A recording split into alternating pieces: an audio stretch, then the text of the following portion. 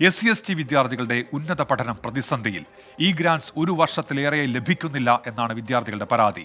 College hostel ഫീസുകൾ മുടങ്ങി. ഈ ഗ്രാന്റും അലവൻസും ലഭിക്കാതായതോടെ പഠനം ഉപേക്ഷിച്ചു മടങ്ങിയ വിദ്യാർത്ഥികളുമുണ്ട്.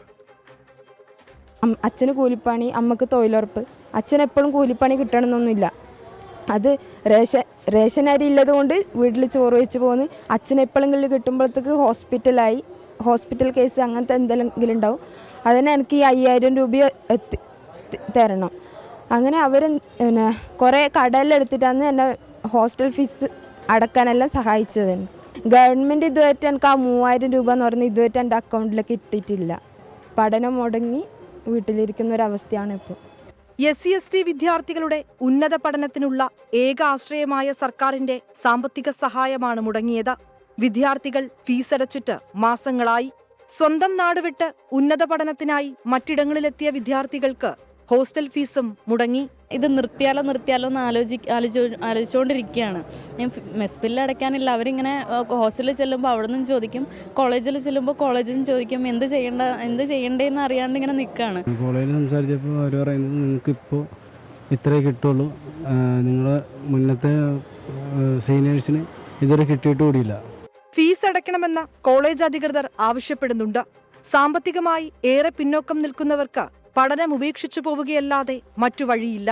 സുഹൃത്തുക്കളുടെ അധ്യാപകരുടെ മുടിയൊക്കെ വെട്ടി ആ പൈസ കൊണ്ടും പുറത്ത് അല്ലാതെ എന്തെങ്കിലും പിന്നെ ഇവന്റ് മാനേജ്മെന്റിൽ ഫുഡ് സെർവ് ചെയ്യാനായിട്ട് പഠന സമയം കഴിഞ്ഞിട്ട് ഫുഡ് സെർവ് ചെയ്യാനൊക്കെ പോയ ഫീസൊക്കെ കളക്ട് ചെയ്തൊക്കെയാണ് മോൻ്റെ മെസ് ഫീസ് അടയ്ക്കുന്നത്. മന്ത്രിയെ നേരിൽ കണ്ട് പരാതി നൽകിയിട്ടും പരിഹാരമുണ്ടാകുന്നില്ലെന്നും വിദ്യാർത്ഥികൾ പറയുന്നു. നിഷേധിക്കപ്പെടുന്നത് അർഹതപ്പെട്ടവരുടെ അവകാശമാണ്. തുടർ പഠനത്തിനായി പണമില്ലാതെ പഠനം പകുതി വഴിയിൽ ഉപേക്ഷിച്ച് സ്വന്തം നാടുകളിലേക്ക് മടങ്ങേണ്ട അവസ്ഥയാണ് വിദ്യാർത്ഥികൾക്ക്. വിനീത VG 24 കൊച്ചി. പൊതുജനം കഴുതയല്ല സാർ.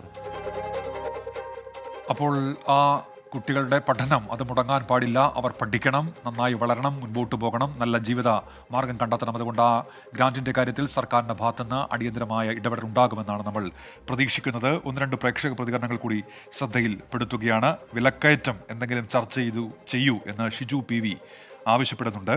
അജിഷ പറയുന്നത് ക്യാമ്പസിൽ രാഷ്ട്രീയം നല്ലത് തന്നെയാണ്, അത് ആരോഗ്യകരമായ രീതിയിലാകണം എന്നുള്ളതാണ്. സബാന പറയുന്നത് പ്രൊഫഷണൽ കോളേജ് നാളെ ലീവ് ഉണ്ടോ എന്നാണ് ചോദിക്കുന്നത്. അത്തരത്തിൽ സർക്കാരിൻ്റെ ഭാഗത്തുനിന്ന് അവധികളൊന്നും വന്നിട്ടില്ല. നേരത്തെ നമ്മൾ സൂചിപ്പിച്ചിരുന്നു. കൊല്ലം ജില്ലയിൽ KSUവിൻ്റെ ഒരു വിദ്യാഭ്യാസ ബന്ദ് എന്നുള്ള പ്രഖ്യാപനം മാത്രം വന്നിട്ടുണ്ട്.